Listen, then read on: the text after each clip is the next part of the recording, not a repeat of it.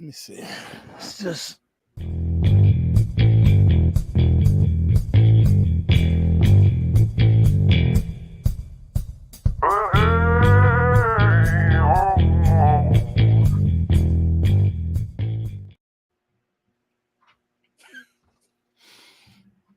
Where you at, Gray? Where you at, man? I was paying attention to this screen and not this screen, and I forgot to take it down. What is happening, man? You gotta love it, man. You gotta love it. How are you doing, brother? What's going on? Good, man. Good. How's the world, man? Has everything fallen apart yet? Every day it seems a little bit more just gets taken away and falls apart to the ground, and we just look at it and just stare at it and be like, man, it's hard to believe we live in the United States. You know, it's kind of funny that with all of the news that I consume, like on my own by looking at articles and stuff like that and doing my news, videos a couple times a week, it amazes me how much news I know nothing about. Like how much stuff's going on that I haven't even heard of. That's how small of a world we live in. How's everyone doing, by the way? Looks like we got most of the mods here. I see Yarn, Miss Worm, JT. I'm backing up to see if I miss anybody else. I see Worm, Yarn, JT. I think pretty much almost all but two are in chat. One of them is actually worrying me. I wonder where she's at. I haven't seen her in a while. Hope she's okay. I see Miss P, Shirley. We got Michelle, Dale Robertson, Stewart's Prepping. Allie's in the house as well. Skipping Rocks. JRC, Amazing Grandma. RM Life. Who else do we got? Sherry's in the house as well. Backing it up just a bit. Linda Bob, good to see you as always. And let me scroll back down, go all the way back down to the beginning. Mary Penderson, Midnight Blues 7777 from Arizona's in the house. Potato Head, good to see you. James McNally, RCX, and the other folks as they roll in. I see Shayna as well. A Hobbit. Thank you guys for joining myself and Rudy on the apocalypse, man. I'm already laughing looking at some of the chit chattering back and forth here with Ali and everyone else. I'll come in this room because it's separate from the house, and I'll start reading the chat while I'm kind of working around and doing stuff. And there's some great conversations that happen in the chat. You'll do a little lurking around, huh? Yeah. Like when you do you had a pop-up live on, I think on Thursday, and I just like, what is Rudy doing? So I had to click on there, watch for a few minutes, and of course, then I get busy with customers. That was Mr. Tom's birthday. Yeah, that was pretty good. Did he show up? I didn't get to stay there. Yeah, he showed up, and his solar generator and his solar panels already shipped on the way. So hopefully he'll get it here within a week or so. Yeah, that is awesome.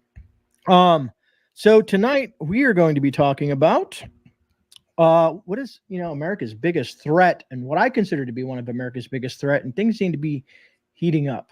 So we're going to be talking about China. China. Hey, can I answer a quick question by Mike B at 304-0304? Mike B. Let's bring it up. Mike B, AP, would you get an Opus 2400 or Mega 2 to run your refrigerator continuously? I would get the Mega 2, and the reason is because the Mega 2 is uninterrupted power supply, which means that as long as you're plugged into the grid with the solar generator and you're using an appliance plugged into the solar generator, then that electricity that the appliance is using is coming right from the grid.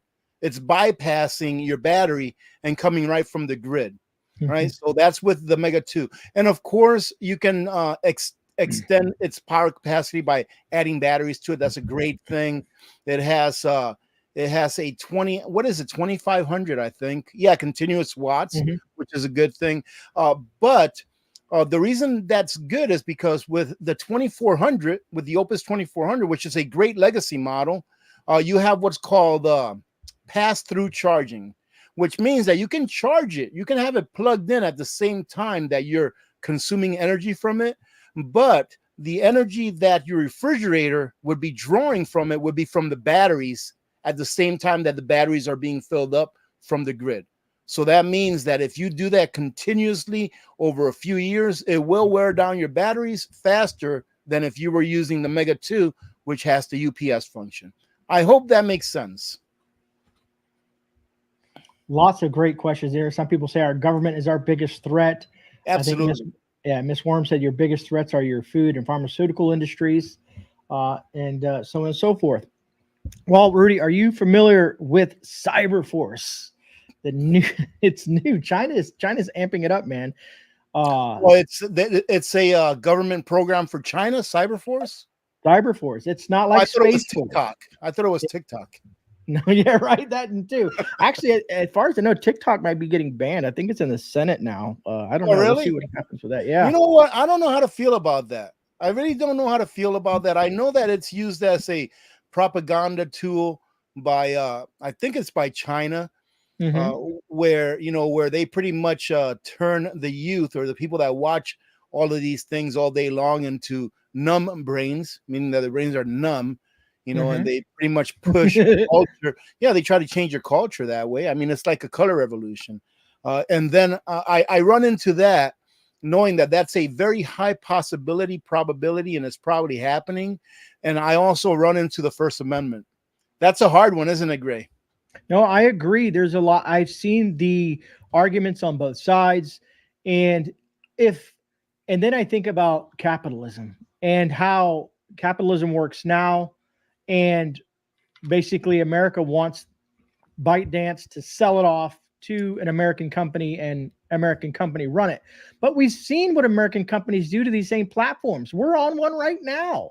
So Well, talk I about mean, the First Amendment. I mean, when you say that he wants them to sell it to an American company so an American company can run it, pretty much he's saying that he wants them to sell it to an American company so that the government can run it.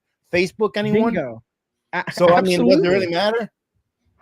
So it's the same thing. I don't think if an American company buys it, I don't think there'll be a difference in the type of programming that you see on that kind of platform.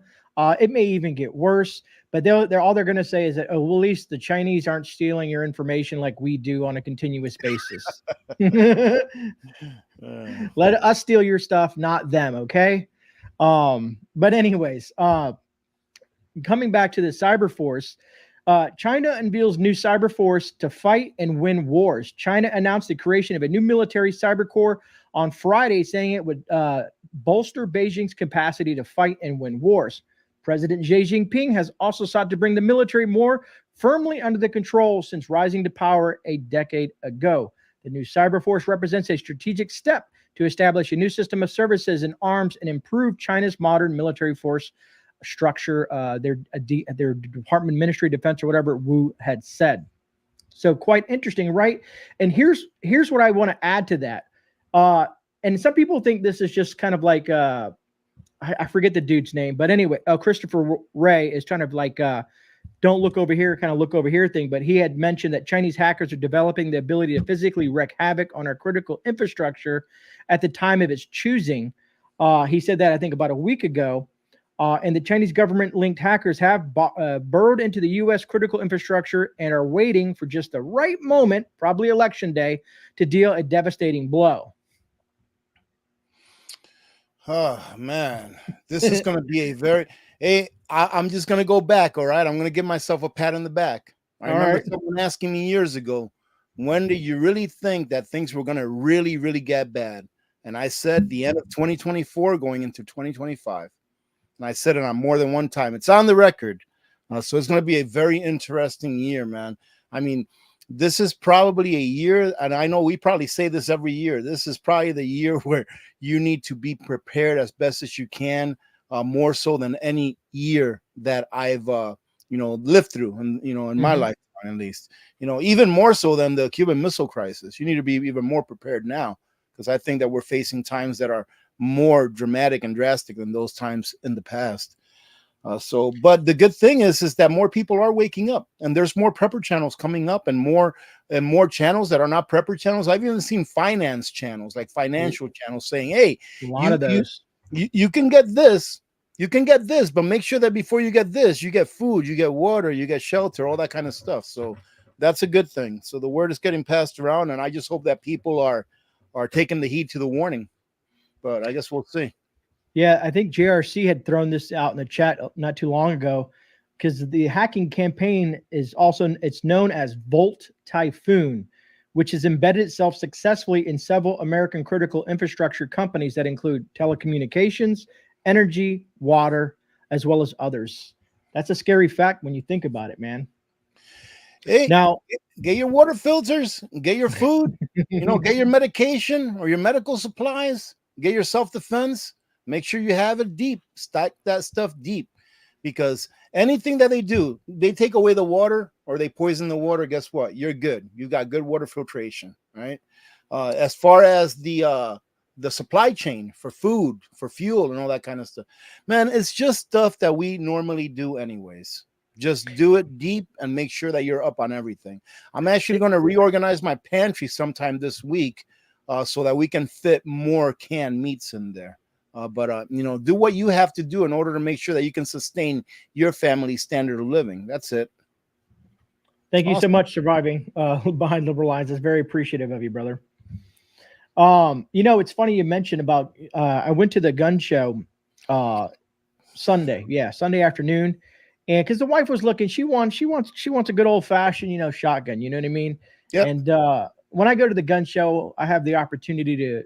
I know folks there that do a lot of private sales, because I'm just one of those paranoid people that don't like a paper trail on certain things. And then I got my ammo guy, and he had a heck of a deal on the 5.56 green tips, man.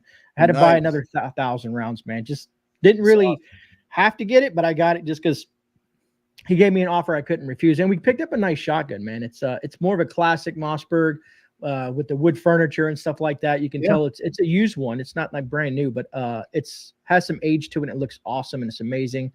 I gave it a look over, and it's a nice piece to add to the collection, man. Good, nice, man. Piece. There's always room to add one more to the collection.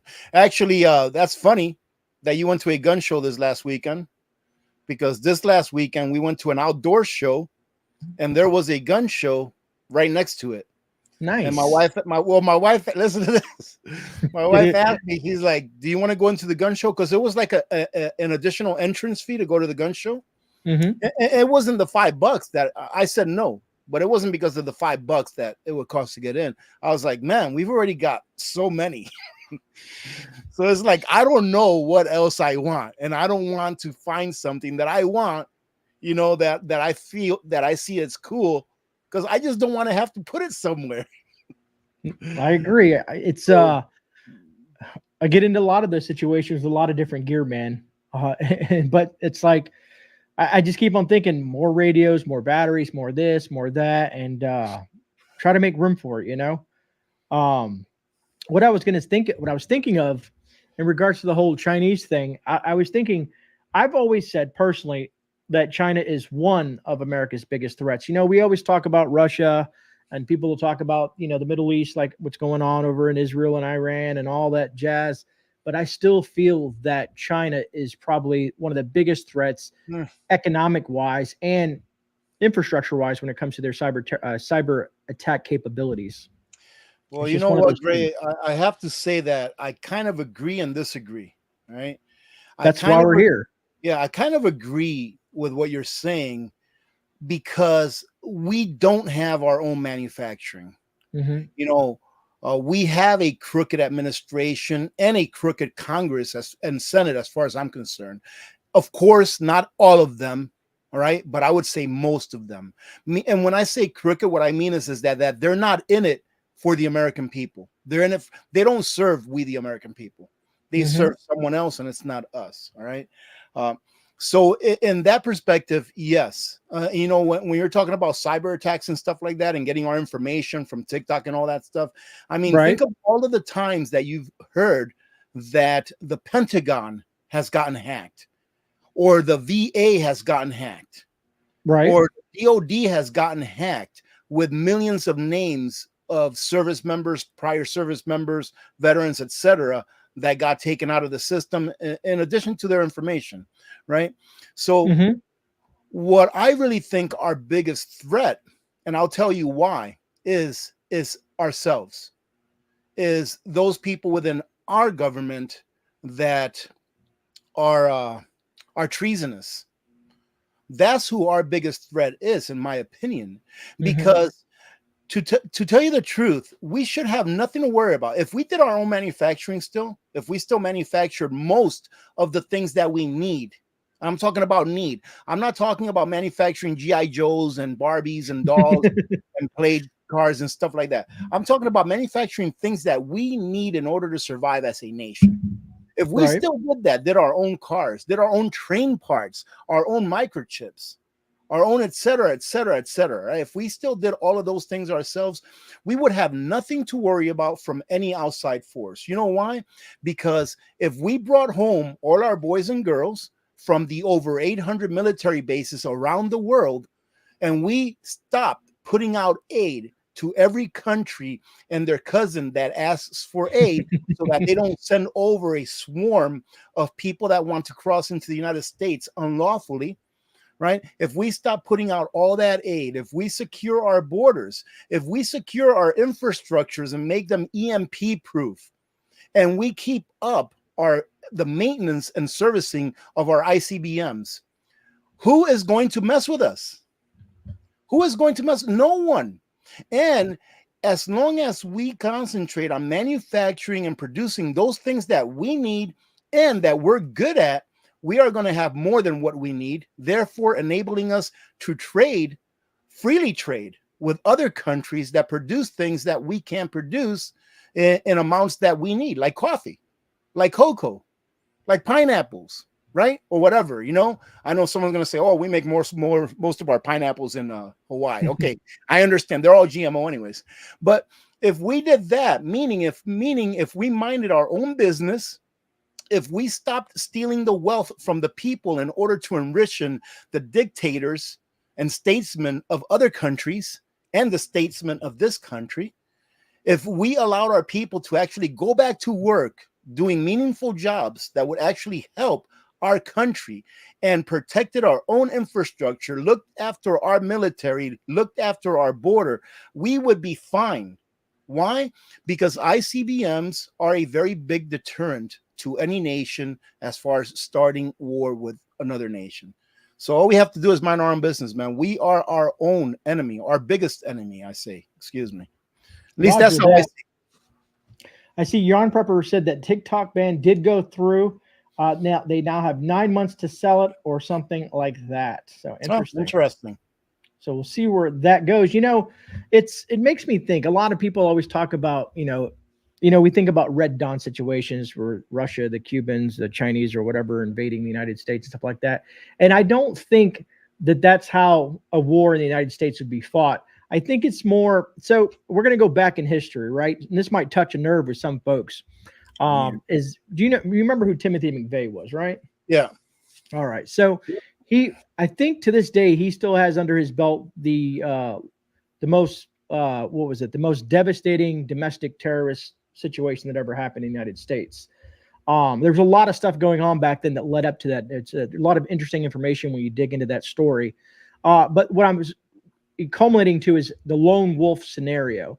And what I mean by that is, like you said, our border is so porous and so many people have been coming across the border with who knows what's intentions. There's probably some good folks there, but there's probably a lot of bad as well. Even if you did a couple % of the people coming across with bad intentions, those lone wolves that would either poison the water supply or create catastrophic events in regards to infrastructure and stuff like that could be something that sparks us evolving into like a civil war like scenario, because people, like you said, we are our own worst enemy. If I can speak today, unfortunately, we are our own worst enemy. So outside of just the government, when people don't get the things that they need, like food and water and stuff like that, people de-evolve into this, this person that, will go do anything they can to get what they need. Even good people will do the same thing. So as all these things are happening around in the United States, culminating into the destruction from within, is something that I've always wondered about from that aspect. But I wanted to use him because he was kind of like not necessarily full-on lone wolf, because there was a couple people associated with that whole situation, but it made me think of what just a small sect of people, 1 to 2, 3, or 4 people can do, how much damage they can do with the tools that they may have access to, Yeah, well, I mean, I think one of the things you're trying to say is that if we have another civil war type action here in the United States is it's not going to be a linear war, meaning that there's not going to be a North and a South. There's not going to be a blue and a gray uniform. You're pretty much not going to know who is who until the action has occurred, until they placed an ID here or there or whatever. And therefore, that leads me to believe that if that were the case, it would be a much more bloody war than was the Civil War. A lot more people will perish.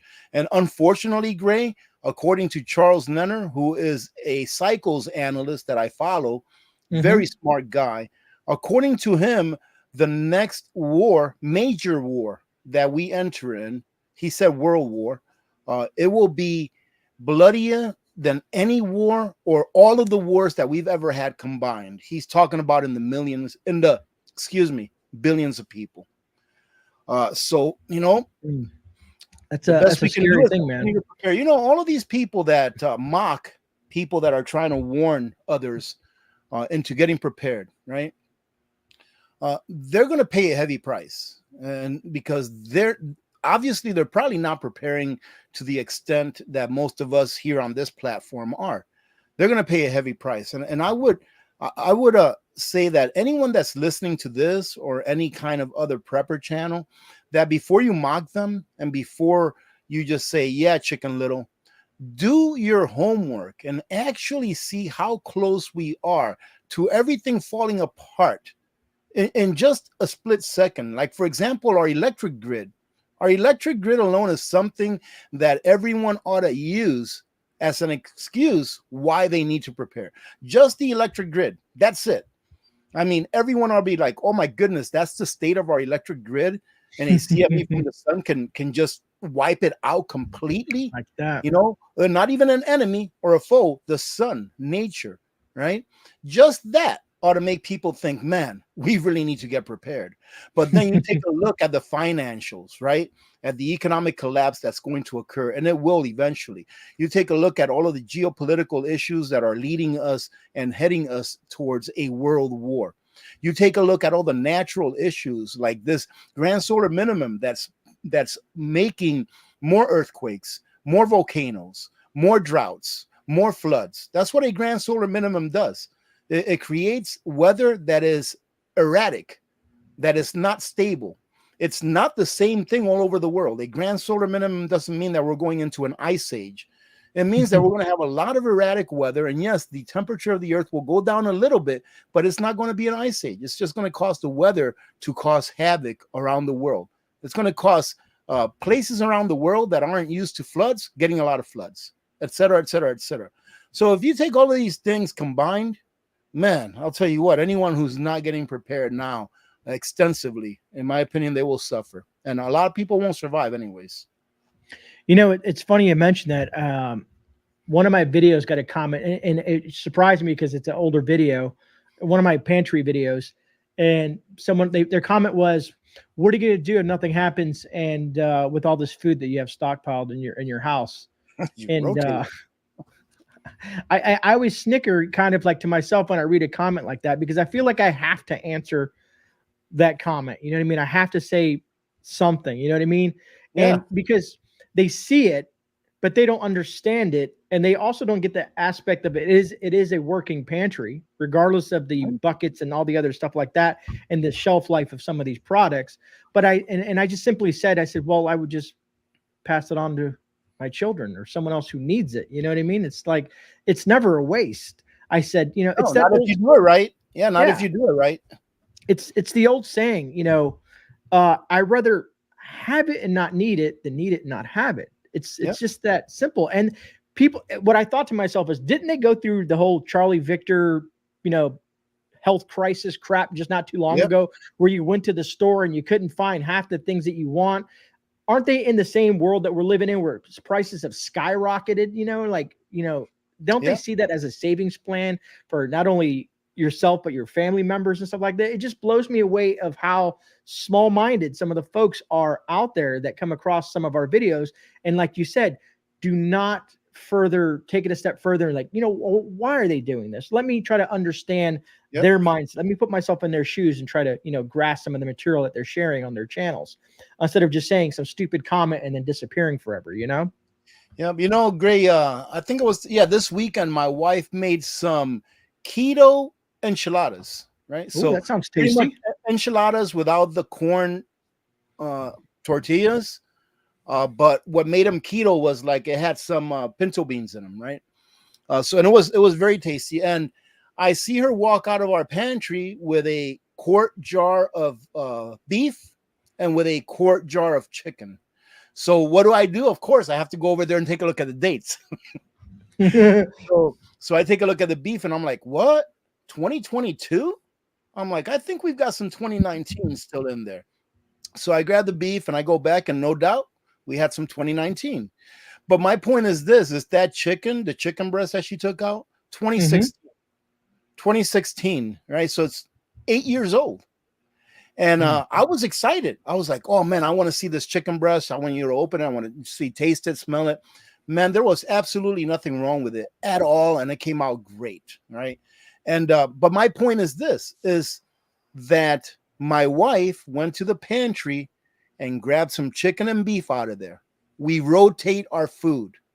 We don't just put it in a corner and hope that we get to use it because the SHTF. I remember someone leaving me a comment once saying, I've been prepping for years, but I never rotate my food. I just take it and put it in a corner in the basement. I'm like, my friend, that's not prepping. That's hoarding. It is. I agree. I agree 100%, man. You're just letting it sit there to rot, not even checking it, not checking the dates, not knowing what you have, just getting it and putting it in a corner and forgetting about it, waiting for the end of the world, right? That's not really prepping. So if you're going to do it right, do it the way that I haven't seen a prepper channel like you, myself, Survival Living, Angry Prepper, Canadian Prepper, talk about putting food away and never using it and never rotating it. The only exception to that rule for me are two things. Number one, I put away my freeze-dried foods, like my nutrient survival. I put that in what I call deep storage. Why? Because I don't really plan on rotating that food until it's about 20 years old. Once it's about 20 years old, I'll start taking it out and going through it little by little, unless, of course, I needed it for an emergency prior to that.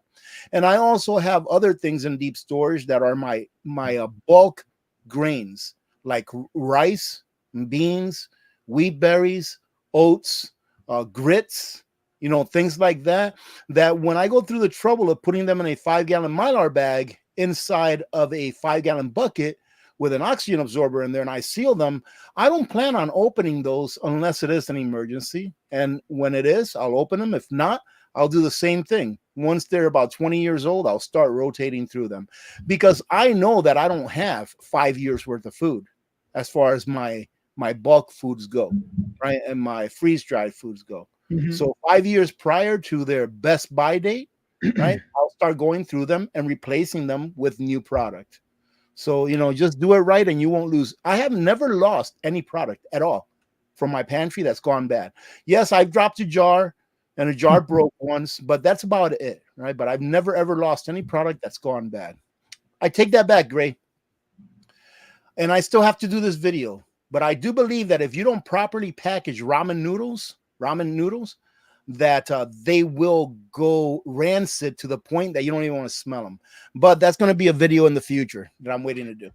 I've learned something new about ramen noodles when I've done videos and had them on my pantry hauls for the kid because the kid loves the crap. And I watched a video on how they make ramen noodles. And yeah, man, I don't know. But it's terrible stuff for you. I don't need that on a regular basis, and I wouldn't even feed it to anyone, right? I used to eat it because I didn't know anything about it. I used to be, you were uninformed. Yeah. So I used to be ignorant to all that kind of stuff. How do you think I ended up being a diabetic? Right. But I obviously would eat that in an emergency. I have no problem eating it. They're very tasty. They're just very, very bad for you as far as the stuff they put in them. And they deep fry those. Because I wondered when I first heard that they went rancid, I'm like, why do they go rancid? They're just noodles. And then I took a look at how they do them and they deep fry those. So for those of you out there that want to put away like ramen noodle type meals for long term, I believe that the cup of noodles do not get deep fried. Correct. You're absolutely right. Yes. Get yourself some cup of noodles. Make sure they're always sealed. And I've had those that have lasted years past the best by date, and they weren't rancid. They were just fine. Well, you were making me thinking of something. You had mentioned nutrient survival in their foods, and which I really enjoy. The very best freeze-dried food in the market, ladies and gentlemen. Not only does it taste good, but it is the most nutritious food in the market. Take it away, Grey. Well, that being said, yeah, you probably saw that right down there. Here's Eric. Oh, is that Eric? No, I didn't. Wait a minute here. Wait a minute. You have to back me up on this. I didn't even know Eric was going to be here today. No, here I am talking about nutrient survival. You were. Go ahead, Eric. Oh man, I had to join in on the fun. Welcome to the apocalypse, and I'm like, I have to be a part of this. It's great Eric, to see you, Rudy and Grey. Thanks for having me. No problem at all. Yeah, this was a sneak attack on Rudy and the viewers. I didn't want to let anybody know, other than me and Becky knew about this, and you, of course, Eric. And I just wanted to surprise. Man. And you came in right at the right time. As Rudy mentioned freeze-dried food, and then he went nutrient survival. I said, "Oh, this is an awesome time to put this up." So he was saying all that out of true love. How about that? Yes, can't beat that. I say it all the time because it's true. I know you do. You know what, Eric? Somebody left a comment on a video. I don't know, a few days ago, but they just left a comment and it says salesman, right? And and I'm thinking to myself, I'm like, you know what? I am a very good salesman because I only promote those things that I really love. Like I don't promote any other freeze-dried food except for nutrient survival. Why? Because nutrient survival is the best. That's it. And I don't promote any other solar generators really than Opus. Why? Because in my opinion, Opus, not only do they give you a great product, but they give you the best bang for your buck. As far as I'm concerned, you're not going to find something out there in the solar generator field that gives you as much power, as much battery capacity, et cetera, for what they ask for you to pay them. Same thing with SimPure for water purification. Same thing with Jay's Medical, Contingency, blah, blah, blah, blah. I only talk about things that I really, really like, that I think they're outstanding products with good people and good prices. So, yeah, and the nutrient survival is one of those things. Well, I'll tell you, Rudy, not only are you a great salesman, you are a great customer because you eat our stuff all the time. And every time I see an order going out to Alaska, it probably cost me $500 in shipping to get it to you. But I know it's going to a good place. Well, you know what, Eric, is funny is that when I was down there in September, Bobby took me behind the scenes. And he said, do you know who our second most valued customer is as far as orders? And I'm like, who? He says, you. Yeah, exactly. I think I'm the number 2 guy that has ordered the most nutrient survival. You definitely are up there, no doubt. You're one of our platinum members. Who knows? No, but seriously, I appreciate putting the money where the mouth is. That's for sure. And it means a lot to hang out with you guys and know that, you're doing what's, go ahead. I'm sorry. No, go ahead. Look at this, Eric. You see this right here? Yeah. Oh, up there at the top. I don't know if you know those, but I'm waiting another 2 years. Okay. To open these 2 cans. These are called Noah's Ark. And the person I got them from was Dick over at Alaska Rare Coins. Okay. And he got them, I think it was in 1976. Wow. And I got 4 cans. I got a tomato crystals that I opened already, and I got a mixed vegetable, I believe it was, that I opened. I opened those at 46 years old, and guess what? There's nothing wrong with them. Awesome. At all. Awesome. Nothing. Well, So I'm waiting for the 50 years on those to open those. Okay. Number 10 cans. They're the absolute best. Nothing gets in them. No rodents, no air, no water, no light. Right? It is all hermetically sealed, and that's awesome. That is very cool. So, Eric, I hear you're trying to give away some land. You heard right. Really? You heard right. Yeah. Rudy, I'm telling you, if you haven't heard about this thing, this is pretty amazing, and I can't wait to unveil this. Probably a lot of the folks in your community have probably heard this already because we started letting the cat out of the bag and included in my newsletter and things like that. And I've been on a couple little live streams with some different folks, but we are 100% putting our money where our mouth is. And it's the second time I've said that today, I guess. But Okay. you know, we are a freedom company, right? We're a freedom Yep. company first and foremost. We may have thought that we were an emergency food company, but we're really a freedom company that happens to sell emergency food. And the things about freedom, in terms of self-reliance, responsibility, you know, the ability to live your life and do the best that you can, to work hard, and as a result, realize the benefits of the American dream. One of which, and probably the most aspirational, is to own property, to own your own land, to own your own home, to put your fence up and say, this is mine. This is my space. This is my land. And these are my rules. If you want to put a no trespassing sign out and keep people out that way, that's fine. If you want to put a tall fence up, that's fine too, but it's yours. And you can do whatever you want, for the most part, on your own property, right? And so we are so into this that we said to ourselves, you know, what could be better than living up to that promise and giving people a piece of freedom, a piece of land. So we put together this idea, and it wasn't my idea. It was the marketing team's idea. I think Becky had something to do with it, and Will had something to do with it, and Bobby had something to do with it, and Grant and the whole team, Raul. And it's turned into a really, really cool idea. The great news is, if you're already buying from Nutrient Survival, you're already automatically entered. You didn't even know it, but since April 1st, you've already been automatically entered. Each order gets a entry, and you can also just send in, go to the instructions on the website, the official rules, and it'll tell you how to send in for an entry without buying a single thing, because we want to make this offer available to everybody. All it costs you is a stamp to get the entry here. But so essentially, anywhere that you want to go, you know, if you want to live up by Rudy in Alaska, if you want to hang out with Grey down in Florida, you can do that. But we're going to give you the opportunity to get in wherever you want. If you want to build onto your existing homestead, you can do that. Nice. So essentially, it's a sweepstakes, and we think it's going to be pretty cool. And we're really excited about it. And thanks for helping us get the word out. Yeah, man, that's awesome. Hey, Grey, you got a second here? Hey, can you go over to a time marker 333? The parallel sound. 33333. Let me back this up to 333. The parallel sound. It's a little black thing. No. Go up 333. Yeah, go down 2, 3, 4, 5 from that. Parallel sound.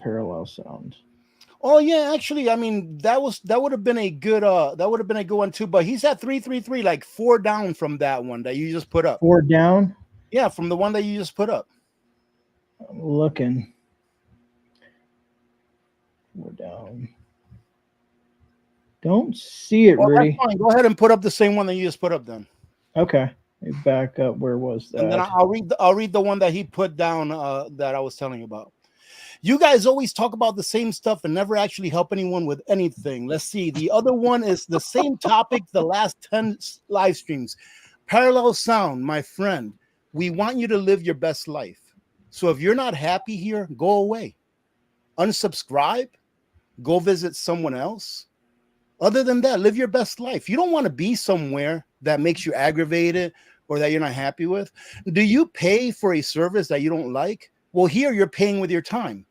You're paying by actually being here. You're actually helping this channel by being here and putting up these comments. But I love people, and I want you to be happy and live your best life. So go away if you don't like the content that's being played out here. That's all I have to say, Grey. I'm sorry that I did it on your channel. It might have cost you a subscriber. No, you're fine. There's always a comment that gets like that. And I always think, like, man, it's really a shame that they feel that way in regards to, it's like you said, if you come across a video, be it a video or live stream or whatever, and you don't happen to just agree with what they say, just move on. No biggie, no harm, no foul. But it always bothers me the aspect of that's someone that's probably, if something happens, that person's probably going to, not only themselves, but their family and friends and people that are associated and have that same mindset, will end up, being in that 70 to 80% that disappear off the face of the earth, kind of thing. You know what I mean? You know what? Can I That tell you a story? A parallel sound. I hope you're still here. Let me tell you a little story about us never helping anyone. And no, I'm not going to talk about charity, but I remember that at the beginning of the health crisis, back around March of 2020, I got an email from someone in the Netherlands. I believe she was Dutch. I believe so. But she said, I want to thank you so much for everything that you do. Because of you, I decided to get prepared. And today, Friday evening, the country just put out a countrywide announcement that everything is going to be shut down tomorrow. Everything. And now I'm sitting here watching my TV with my two sons, watching everyone panic buy everything from the stores. But I don't have to do that because I was already prepared. All right. So as far as helping people, we don't help anyone. And you're right. We don't help anyone. All we do is talk about the probabilities of something happening where you might want to think about being prepared so that you don't have to go through the same anguish that those that are not prepared have to go through, like smacking each other over the head with a roll of toilet paper, right? Because you don't have enough to wipe your hind end for the next 2 weeks in your home. We talk about it, but it's really up to you, the viewers, our community members, to actually go out and say, what's the probability of this happening? Maybe I ought to go get some of this, and maybe I ought to get a little bit prepared. So as far as not helping anyone, yeah, I guess you're right as far as that goes. But it's really up to the people to actually go out there, do their own research, and then decide to either get prepared or not. And if you don't want to get prepared, parallel, get out of here. We don't need you here. I mean, you couldn't have said it any better, man. And a lot of people in chat are saying that, you know, you've helped the information provided here and across other channels, not just ours and stuff like that, help other people become more prepared and just sharing the information out. You know what I mean? Some people, every time I do a video, someone always leaves a comment saying that, man, I didn't know that. That's very helpful. I truly appreciate you putting this out. Even the review videos on like Power Station, something like said, wow, I'm really glad you reviewed this. I was on the fence about certain things, and you showed me this aspect of it. I'm going to get this now just because I watched your video. I don't even care if they use my link. It's just, I was glad I did something to help someone out, make a decision, or, you know, think about something a little bit further than just why am I a prepper? And, you know, why do I do the things I do? You know what I mean? I like to always share information and have people make up their own decision on what they should do. I'm not telling anybody what to do. I'm just sharing information. And I think that's what all of us do. We always share information. So I don't know when comments like that they're just, like I said earlier, people with the smaller minds, not to be disrespectful or anything, but that's just how I feel about it. You know? You know, what's funny is that, you know, that SimPure promotion that I was doing for the water purification. Mm-hmm. I actually had, I think she said she was 82.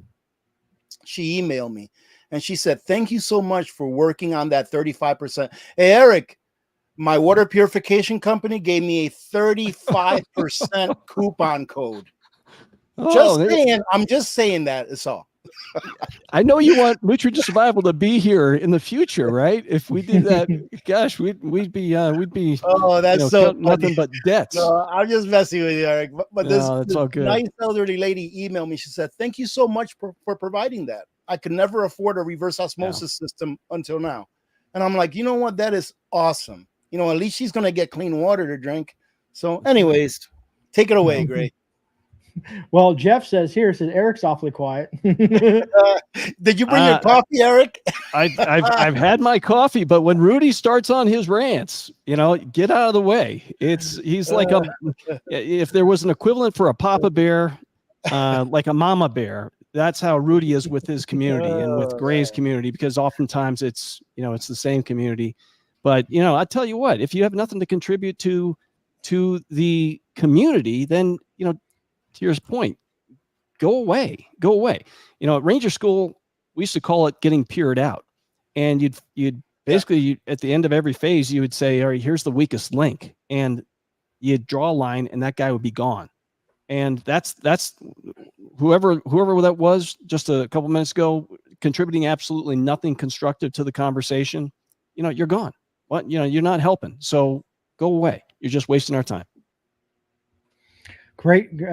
Well said. So did we get finished with the talking about the land? We finished that? Things got crazy up in here, man. I tell you what, you give Rudy a second to read some of those comments, man. And hey, no, I think you guys have great perspective. What would be your ideal place? You may have already found it, because Rudy, I know you have no intention of leaving where you're at, and Grey, you either. You've built quite the castle there in your respective areas. Well, you know what, Eric? There's actually a more ideal place than where I'm at now, and it's funny because I was almost late to this live stream. Grey was texting me like 4 minutes to showtime, saying, "Hey, are you gonna make it today?" And today, my wife, my daughter, and I, and our dogs, we went for a drive up north, because about 50, 60 miles up north from where I live, there is it's tax-free residence, no resident tax. So you have absolutely zero services, meaning you don't have anyone to remove your snow except on the main highway. There's no electric out there. You're on your own. And if you go out there, you actually have to purchase, you don't have to, but it's wise to purchase the helicopter insurance, where they come and medevac you out of there in an emergency, because that's how far off you are. Wow. Okay. And to me, that would be the ideal place, putting up a little cabin up there, being 100% off the grid. And there are some people that live up there. But the best part is that it would complete the freedom that I was looking for when I moved to Alaska. Because I have to say that living here under the conditions that my family and I live now is the most freedom that I've ever experienced in my life, as far as living in a community, living in a city. But up there, not having to pay property taxes, that would be, to me, completely free, because there's no codes up there. You can build whatever you want. You can drill a well by yourself if you want. It doesn't matter. You can do whatever you want to do, as long as it's not hurting anyone else. That's it. I love it. So that would be the ideal place for me. Well, you're about as close as you can get, because when you were stationed up in Alaska, and then you just loved it so much, right? Because you're Dominican, and typically the cold doesn't get along with the kind of fair skin color that you've got, or olive skin color that you've got, right? But you found it and you love it, and now you want to get yourself even more off the grid. Wow. That would be so awesome. I mean, at least have a place. We're looking for a place to get up there. We're thinking about getting, some kind of a motorhome or RV or something. We're not sure. We're looking to get that, and maybe get a little place way off grid up there where we can maybe go and hang out a little bit, and, just have a little place that we can go to for when the apocalypse happens. And it doesn't have to be full time. So what's an acre run you up there? It's not. No, I'm not. My wife told me not to say too many good things about that area.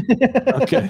Because then you wouldn't believe how many emails I got. Hey, can you let me know, where I can go shop? No, but in all honesty, most of the land up there is sold by the state.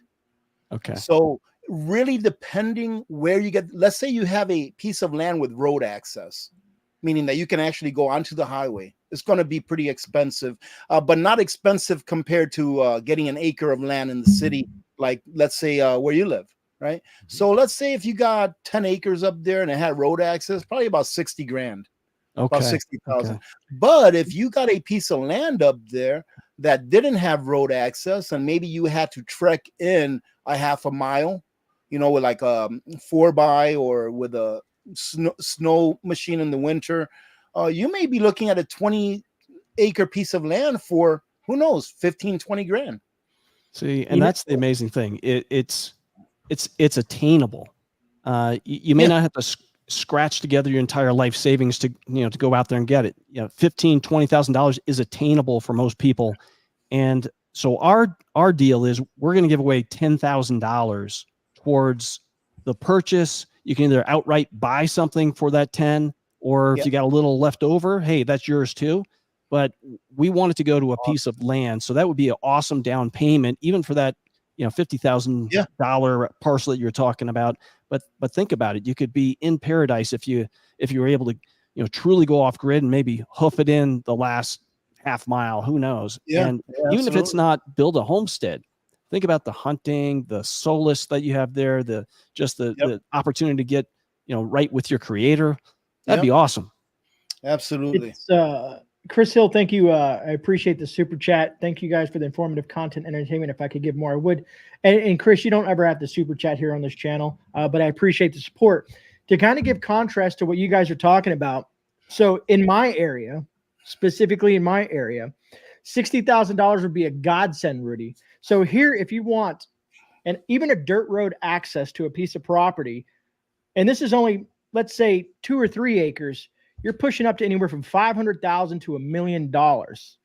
Now, if you want something rural where you have to take a four-wheeler side by side, a four-wheel drive vehicle, a very messy, swampy road, you might be able to find something, maybe an acre, $30,000 an acre, maybe a little less, depending on how far out it is. But in Florida, land is like at a commodity just because of there's only so much you can do in Florida in a certain aspect of where you're at. And people are building and building and building and building, increasing the property values, skyrocketing. I was looking at a farm just recently. It was a 10-acre farm, beautiful house, had everything I could possibly dream of on there.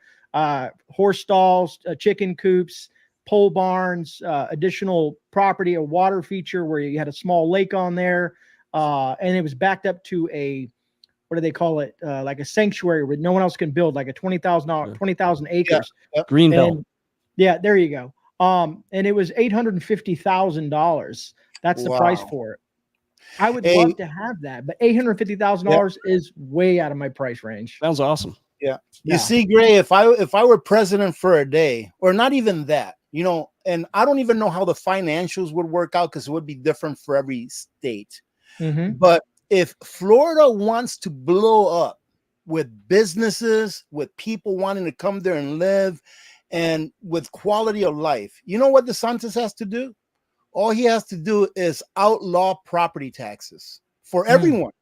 And instead of having property taxes, do a statewide, put it in the Constitution of Florida, a statewide, this will never go up ever, ever, ever. Anyone that wants it to go up will have to be executed. All right. A 2% sales tax. A 2% sales tax statewide on everything. No property taxes ever. What do you think about that? I think that would work. And I think that businesses will come from all over the world, not just the country, to participate in that kind of a, you know, entrepreneurship, you know, as far as not having to pay taxes. Because the money that the counties lose in the residence tax in order to service the county, they get it from the state. No big, and I'm sure there will be plenty of money to go around with a 2% sales tax when there's no property tax. You know why, Gray?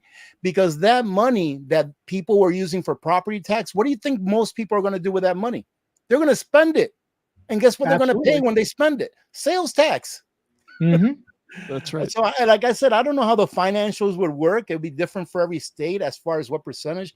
But man, I'll tell you what, I think that would be awesome. And not only that, but people would literally be, well, I wouldn't say free.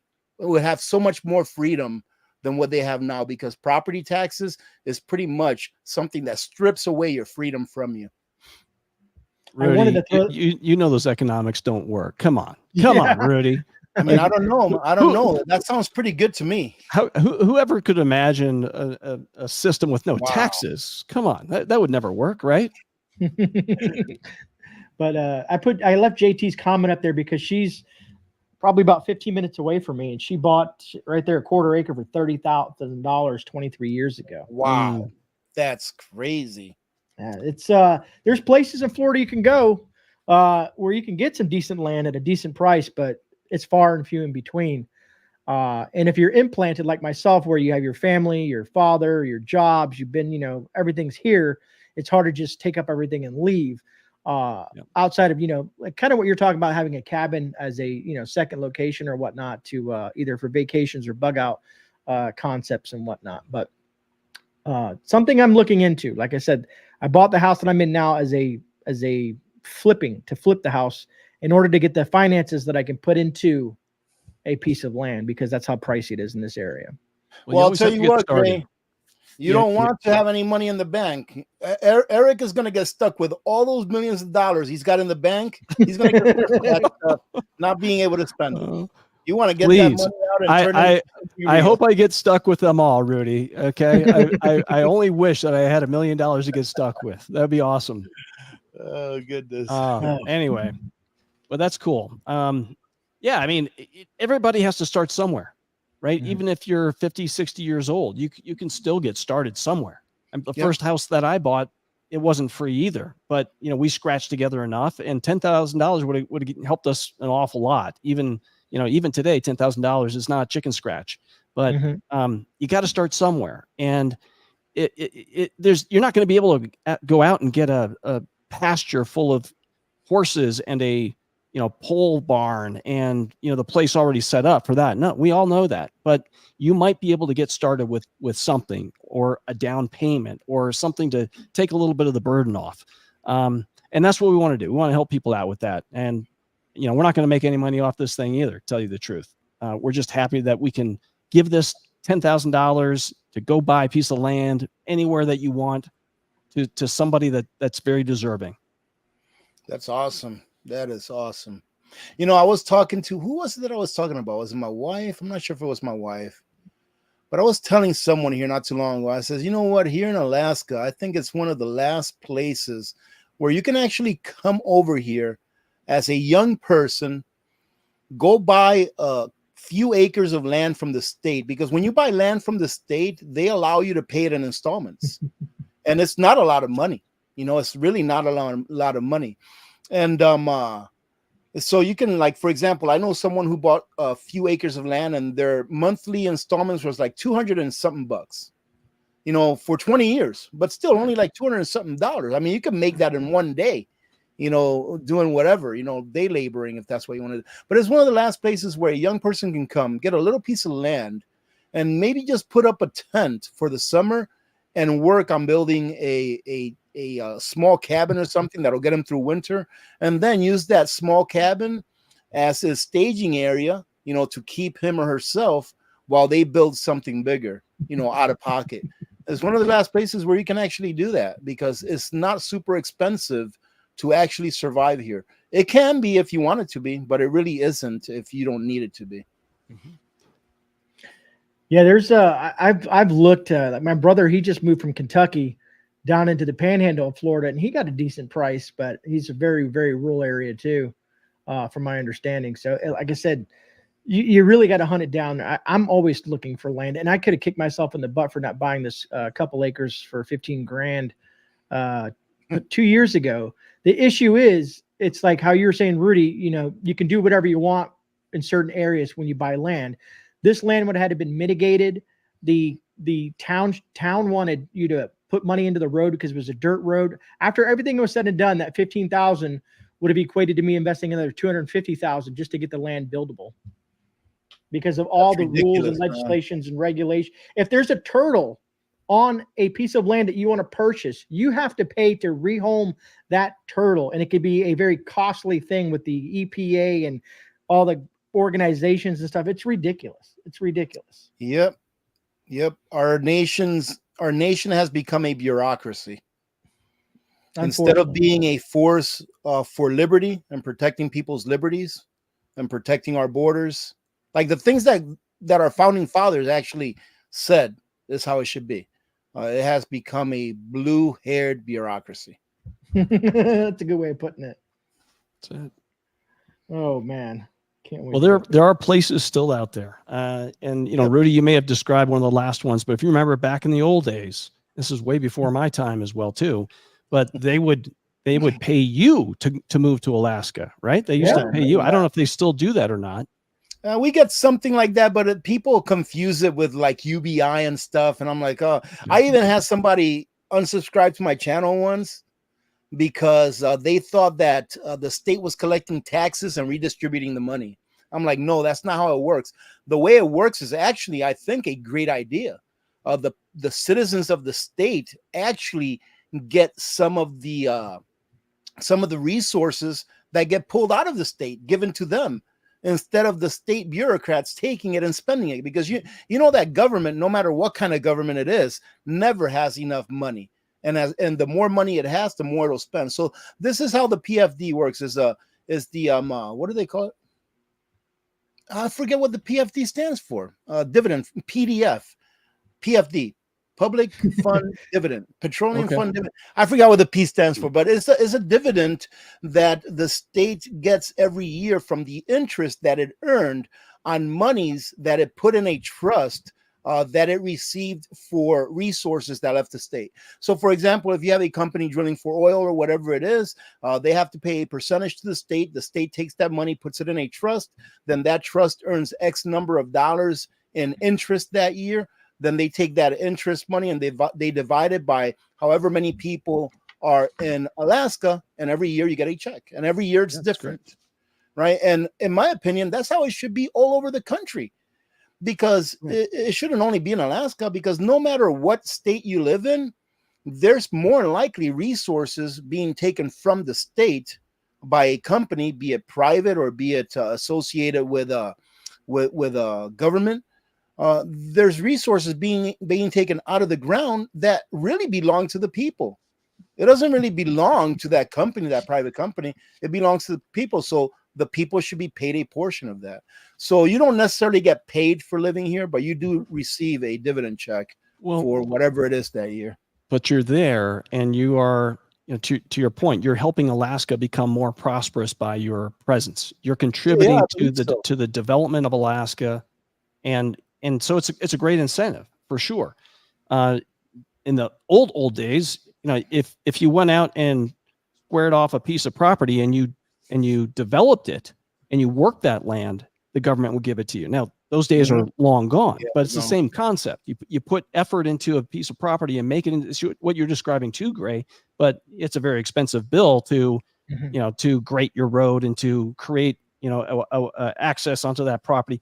Those are great expenses, but it's the same concept, more or less, right? You work something, you put energy, you put effort into it, and it turns into something of greater value. The state, the government, should recognize that effort. A lot of times they don't, though. They'll just, hey, okay, thank you, and now we'll take it back from you, or we'll tax you for it. And that's not a square deal either. No, I agree. I was thinking, I'm kind of circling back. I'm doing a Jim Pisaki here, circling back to a conversation that we had not too long ago, because I had this on when I had for topics for tonight that we were going to be talking about. And Rudy, I don't know if you heard what happened in Findlay, Washington, the last couple of days. No. Basically, there was a big fire at this plant, right? Folks were told to leave their homes and businesses immediately. Black smoke billowed over the neighborhood, downwind at a fire lineage logistics place. It was a huge blaze. And of course there was hazardous smoke, and all kinds of stuff happening. And then just right after that, I was just looking at this. There was another fire, Prospect Waterproofing Company warehouse. And this was in, where was this at? It'll tell me. Trying to find out where it was at. Of course, it's not going to give me that information. Sterling, Virginia, another plastics and stuff, and all stuff going into the air. And where's that stuff go? So it probably goes into the water supply and affects a lot of other things. So going back to being prepared, having water filtration, like you just had said, made me think about these are little SHTFs for these small communities that have to deal with stuff like this. And it just popped in my head as I was looking through some of the stuff we were going to talk about tonight. And made me think back to the conversation we had. And I was like, just stuff like that. Stuff like that is why we stay prepared, man. Yep. And that's one of those things too. If I was president for a day, I would stop sending money to any other countries. And I would say, okay, we're going to turn the printing press on one last time. But this time it's so that we can buy all of the darn generators in the country and give one to each family. And so that we can put an RO system in every single house. And then after that, I'd shut off the printing press, and that's it, man. Gold standard, here we come. Absolutely, man. Speaking of which, I got a couple other things here that I was going to bring up. I don't know if you want to hang out, Eric, with us while we kind of talk about this and get your opinion on it as well. If you have anything better to do. Hanging out with you, there's nothing can top that. Are you kidding me? Roger that. I don't know if you heard about this, Rudy, but the U.S. Court of Appeals for the Ninth Circuit Court ruled that cops can force a suspect to unlock their phone with a thumbprint. The U.S. court ruling says their thumbprint scan is like a blood draw or a fingerprint taken at booking. So now if you have your phone on you, because a lot of people use biometrics on their phone, and you say, no, I don't want you to open my phone. You know what I mean? They can forcibly, because it says forcibly, take your finger and put it on your phone and invade whatever privacy that you have on that digital device now without a warrant. Yeah, it's almost the end of an empire. We're It's almost crazy. there. Yeah, and the thing is, people will allow it. And I mean, it's not surprising to me because it's the Ninth Circuit Court. You know, the Ninth Circuit Court is one of those that always does everything against the Constitution. And then the Supreme Court has to come down and say, hey, man, you can't be doing this. But you see, that's how they play the game. Even though they know it's unconstitutional, they go through with it. But for the time that it takes for the Supreme Court to take that case and for the people to sue and all that kind of stuff, they're still going through with it, conditioning the people to accept, you know, the misjustice that or ill justice that they're putting forth. So yeah, it's the end of an empire, Grey. I mean, these things, they really don't surprise me anymore. I mean, if it were me, I would just take my phone and slam it on the ground. If somebody was telling me that. Pieces, yeah. And I have, look, I live a very boring life. I have nothing to hide on my, like, if you open my phone to try to find something that's incriminating in any way, you wouldn't, because I have a very boring life. You can't find anything on me if you want to go look for something. You're just going to be bored, just as bored as you are when you watch my videos. But still, only a few people slam it. Hey, I have a question for you, Grey, on that one. So, all right, is it like when law enforcement shows up at your door, knock, knock, hey, can we come in? Sure, come on in. I've got nothing to hide. Right? Is it the same as that? Or if you were to refuse, no, you can't come in. Do you have a warrant? Right? No, I don't have a warrant. Well, you can't come in. So when you look at, so basically, let's say you get pulled over, right, for stop sign or whatever, right? And for some reason, they ask you to get out your car, right? And you get out the vehicle. And I'm not a lawyer by any terms, but if you get out the vehicle, I'm just friends with a lot of law enforcement folks, and you get out the vehicle, you lock your car door. Now that is a sealed area. Your car is an extension of you. You know, so they would have to obtain a warrant to get into that vehicle to search it, especially if you refused. So now your phone, let's say, I mean, most people. It's the same concept. Yeah, same concept. Most people don't think of. It's like Rudy said, my phone, if you open my phone up, you're going to see a bunch of YouTube videos that I've been working on. You know, it's like boring. But to other people, maybe they have something private that they're sharing with their significant other or whatever it may be, or personal records or anything that they don't want other people to digging around in. You know what I mean? And for them to not have any type of, what's it going to call it? There's no warrant. Probable cause. Right. Yeah, probable cause. Thank you. And just to make you open your phone forcibly, to me, that's just absolutely wrong. I know it's going to be kicked up to the Supreme Court because this is a violation of your constitutional rights. 100%. Yeah. But right now, as it seems that they are allowed to do that, and there was a whole subject matter in a case law that this went by because this happened to do with a person, and this is why they ruled on it. But it was still very interesting to like, wow, it's like people talk about police states. And stuff like that. I'm only doing, I'm only following orders kind of thing like that. Orders, you know? Yeah. It's just horrible to read articles like that. And when I see stuff like that, it just makes me shake my head and be like, yeah, we're losing this battle. You know what I mean? On another note, I thought the people of Holton Township in Michigan, through their duly elected members of Holton Township Board, hereby designate Holton Township as a Second Amendment sanctuary in order to preserve for the people of and in Holton Township the inalienable rights guaranteed by the Constitution of the United States of America. Basically, they're saying you can't touch our Second Amendment in this township. You know what I mean? So that was pretty awesome to read. Those folks did that, and they actually wrote it into their whatever that document is called that they use for that township. So I thought that was interesting. I was like, well, maybe more, towns, even states, more states need to do that. We're in a Second Amendment sanctuary state. You know what I mean? It's what I've always said, Grey. I don't know if you've ever heard me say it, but it's, in my opinion, the fight of good versus evil it really comes down to the state's governors against the federal government. If we just had states governors that said to the federal government when they came up with some ridiculous rules like this, like, no, we're not going to do it. That's it. No, we're not going to do it. That's it. What is the federal government going to do? Well, here's what they do. There's nothing that they can do. So first off, they would say, okay, I mean, we'd have to go to the Constitution, if it's not enumerated in the Constitution, then it is reserved to the states, right? So, and I love that. But what the feds do, right, and we've seen this time and again, is like, all right, yeah, exactly. You know what I'm going to say, because they say, okay, that's fine. You don't have to do that. But if you want my money, if you want our Fed money that, oh, by the way, we've already taken from you. Yep. And now we're redistributing it according to our will. And we've decided because you want to be difficult, you're not going to get any for the people in your state. That's what they do. They punish you. They put their thumb on you and they punish you. And it goes back to this unjust, unjust taxation. Yep. Well, let me tell you what, Grey and Eric, what's more painful, a civil war or batten down the hatches and say, keep your money, Fed. We're not going to send you any more, and we will do it our way. Because I know how that works. I call these states, and not every state is, I call them welfare states. Pretty much states that get more than what they give. And I'm not saying that because I'm in Alaska. Alaska is what I would call a welfare state.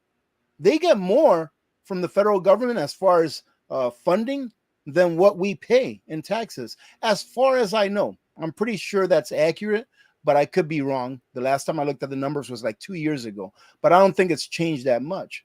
So what I say is this, like, for example, during that health crisis, a whole bunch of schools here, colleges also, did things that they probably shouldn't have done. Why? Because if they didn't do it, they were going to lose their funding.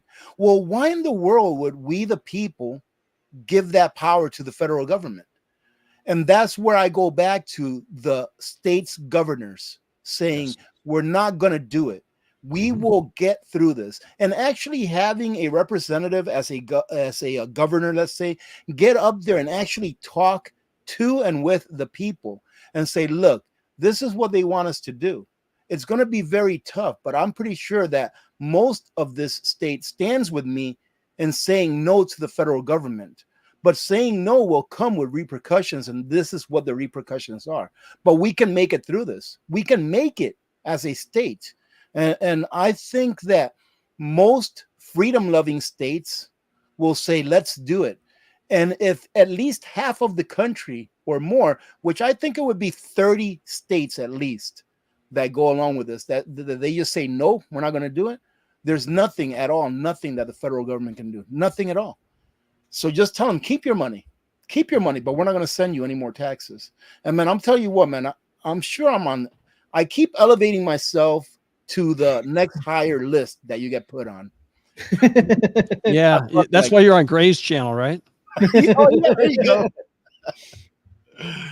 Well, I know there's about 31 because when Abbott stood up to the federal government over the border crisis, there were 31 governors that said, we're with you. There you go.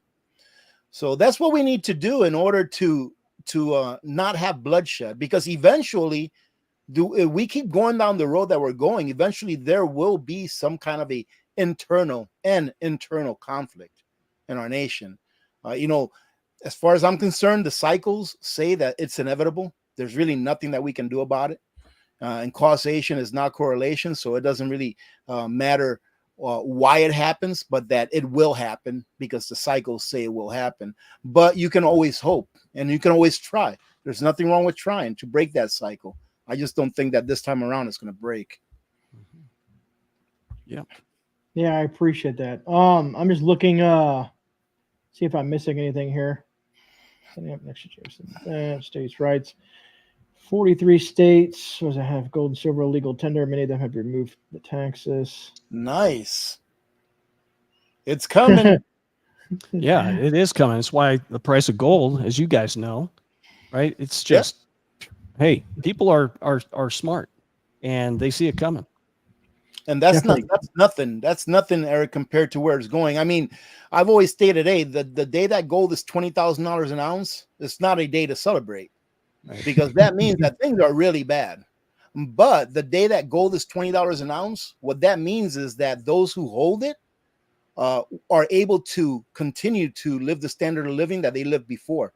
because they were able to put their excess wealth in something that was going to keep up with the incredible inflation that we've got coming. People think that inflation has dwindled, and it hasn't dwindled. People have just gotten used to it, right? But there's a next major round of inflation that's coming, and it's in the near future. So you just wait. You remember this. There's a next round of inflation in consumer goods and food and all these things that's coming, and it's coming in the near future. And people are going to get caught off guard. So you best be stocking up your pantries now with that can of corn that cost $1.69. Because 2 years from now, you're going to be saying, oh man, I remember when corn was $1.69 a can. You know, just like we said, oh, I remember when corn was 50 cents a can. Well, just about 2 years ago or so. And now it's $1. I think the cheapest corn I found, it's like $1.09, you know, $1.09, $1.08 or something like that. But there's no more 50-cent corn, at least that I know of around here. Yeah, those were the good old days, man. I used to work at Campbell's Soup, and we used to sell tomato soup and chicken noodle soup for 50 cents. And now it wasn't every day. We would have these killer deals that'd be, you know, 2 for $1. And I saw the other day, I swear to goodness, I'm out here in Reno, Nevada, right? Walking in my store, and I saw Campbell's chicken noodle soup for $1.50 a can. $1.69 I see it for. I don't know how the average person can live out there. I really don't know how to, because the average American, well, let's say the average American family or household makes, I think, around 72 grand a year. And that's before taxes. So, you know, take away 12% taxes. So you're looking at about 60 grand a year or so, something like that. You know, 65 grand a year. And then obviously you go ahead and add in all the expenses. I don't know how the average family can live. Family of 4, that is, you know, average family of 4, so it makes that much. So I don't know how they can live. I go every once in a while, I go to one of the supermarkets in town that's not Costco, and just to look at the prices. And I'm always flabbergasted. I'm like, oh my goodness, look at this. And I show my wife, look at that. How in the world can people live, you know, with these prices? But it's just they make things cheaper. They make things cheaper, shrinkflation. And hey, I'm sorry, Eric, but I have to bring this up. Great. Have you all seen these videos about Walmart? People are like going to Walmart and buying like meat, like beef. And the package will say 4.4 pounds. And it's, let's say, $5 a pound. So it's $22. They'll take the package, put it on a scale, and it's 2 pounds. Yeah. You know, so they're mislabeling their food. So let me give you a couple insider tips on a few things. So first off, Costco. So I've been in the food industry selling to Costco for 25 years, and we're still selling to Costco. In fact, we have a killer deal right now with Costco on Costco.com. If you're a Costco member, we have 4 items in there, and it's a killer deal. So enough said on that. But I will tell you, Costco is the absolute best place to buy anything. Now, they don't have everything. They only have a limited assortment because that's their model. But here's why. First off, they go to manufacturers like me and they say, we want the best price. We want 25, 30% lower than you're giving to everybody else. But we're going to buy a different configuration. It's not going to be a direct, comparative thing to anything you've got in Walmart or in the, Safeway or what have you. So that's number one. So they beat the heck out of manufacturers on price, and they require about 25 to 30% lower than anybody else. The next thing they do is they only take 10 to 12%. Their rule is 12% max margin. Okay. And a Walmart is doing about 30, regular grocery store is doing about 40% on top of what they buy it from the manufacturer for. So you add those two pieces together for Costco, and it's the best possible deal you can ever get, bar none. That's how they do it. Okay. So that's how Costco does it. And we all love it. I love Costco as a consumer. I hate them as a manufacturer, but I love them as a consumer. So you never have to think about it. Right. And then they reward you obviously with great amount of volume because they have a very limited assortment, only so many items. Now with the meat stuff, here's the meat secret. I don't know about the mislabeling. That's fundamentally illegal. But what they do with meat is when they inject it with, and I was in the chicken industry, they inject it with sodium and with other marinades. It's adding water, and you are paying for that water. We would always fight this game of what we call yield. How much chicken can you get out of a real chicken? How many pounds of packed chicken can you get out of a pound of real chicken? And the way you get more is you fill it with water. You fill it with water, you either inject it or you're sloppy, and you put in these big pads underneath these trays. All it is just sucking up all the chicken juice, all the water. So, and that's how they charge you for $2.50 per pound for a pad full of water. That's what you're paying for. So if you take that chicken out and you actually weigh it, just the chicken, it's going to be a heck of a lot less than that tray is. So you got to watch out. No, those are the tricks of the trade. And then the shrinkflation thing too. I'm telling you, it's just, they're out to get you. Eric, you got to be kidding me. Hey, go ahead and pop that up, Grey. Make sure these people know about this. This is an incredible deal. What, are you kidding me? It's Costco. It is Costco. Okay. And if you live in Alaska, they will deliver. So if you live in Alaska and you don't want to pay that $50 bill, that nutrient survival charges for delivering your house, there you go. They will deliver. They will deliver. That's $30 a can. It's crazy. And I'm telling you, I'm only this deal ends at the end of the month. I can't wait for it to be over. All right, I'm gonna get this off. Yeah, that's an awesome deal. I did want to mention one thing that Eric was talking about, because I want to know what happened to Campbell's soup, man. I've been really agitated because every can of Campbell's soup I pick up, it could be the chicken, it could be even the tomato soup, all has bioengineered stuff in it now. And then right next to it is Progresso, and no bioengineered in the Progresso. Why is everything Campbell's now bioengineered? It's crazy. I'll tell you why. It's because litigation. You get sued by consumers. You get sued by California. So Campbell's basically said, I'm tired of getting sued for these frivolous lawsuits. And instead of having to defend every single ingredient, I'm just going to put this disclaimer on there that this may contain bioengineered ingredients. Now, this happened after I left, but that's what's happening behind the scenes. And if you have something that's this is for FDA regulated. If it's plants only, no meat, that's FDA. If it has meat in it, then it's USDA. FDA, it's all self-regulated labeling. USDA, all your labels have to be approved by the USDA. Okay. And so they require some of this. But anyway, that's the behind the scenes thing. Campbell's just said, forget it. We're just going to put this thing on there. It's not that big of a deal to consumers. They're kind of expecting it anyway. Let's just put it may contain, and then nobody's going to take us to court anymore. Interesting. I was curious about that because, we see a lot of that happening, and, where manufacturers like Tyson, or they want to put crickets in there, and this company wants to do this. They want to grow, a chicken body without that brain, or, all this crazy stuff that's happening to our food market.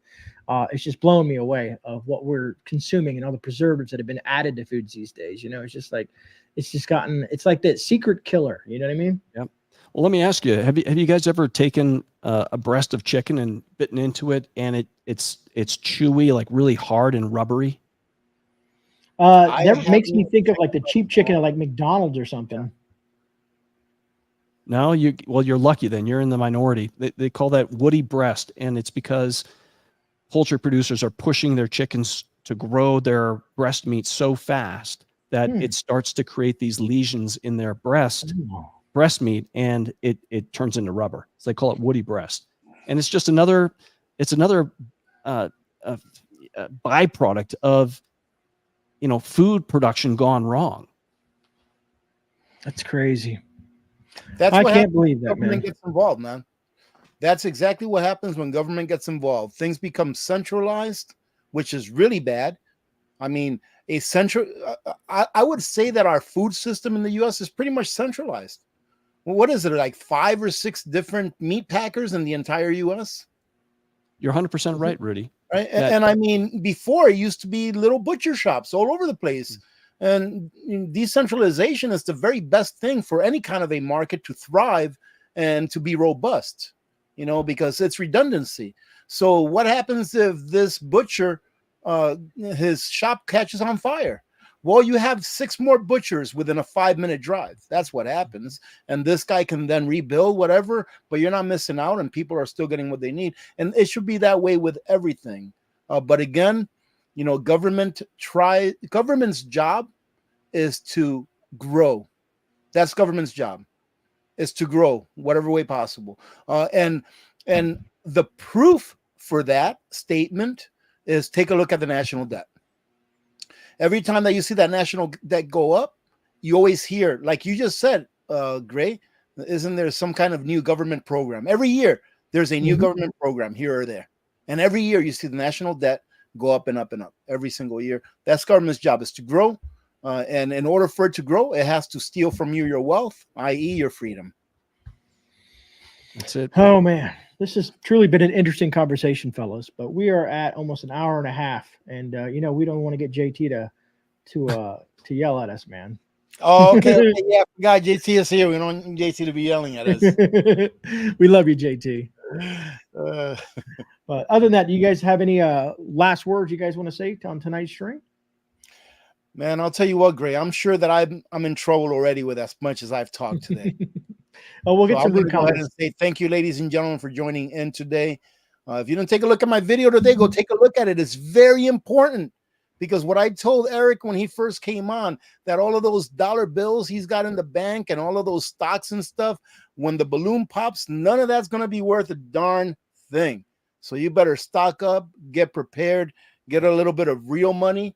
All right, real money. Hey, Eric, at least if things go south, you can dig into your Tesla for the 2 ounces of silver that it has. Because every Tesla has about 2 ounces of silver in it. All right. That's it. That's it. No doubt. Anyways, continue to prepare, ladies and gentlemen, because in my opinion, you will be needing it in your lifetime. Eric? I don't have anything to add. You guys are pros. I'm taking heed. It's sobering every time I open up the newspaper, every time I see what's happening online, every time I listen to you guys, it's sobering, the times that we live in. 40% of Americans believe we're living in the end times. And really? I happen to be one of those. Okay. I think that we are near the end. I'm not saying that I'm going to, jump off a cliff because I'm frightened, but I'm doing what I can. I'm preparing, and I have peace like a river, because I am ready, and I'm ready with the man upstairs, and my family's ready too. So I'll see you guys on the ride up. We'll see you there, folks. It's good seeing you, Eric. Say hello to everyone. All right. God bless. Take care, brother. Thank you. All right, folks, that's going to wrap up this Apocalypse Monday, man. And we truly appreciate all you guys joining us this evening, taking the time out of your evening to hang out with us and listen to us just jabber at the jaw. Hopefully you did learn something. Of course, if you have any questions or just want to leave a comment down below, we truly appreciate that as well. Other than that, folks, remember, you are not alone. This is GreyMan, Alaska Prepper, and Eric from Nation Survival. And we're out. God bless.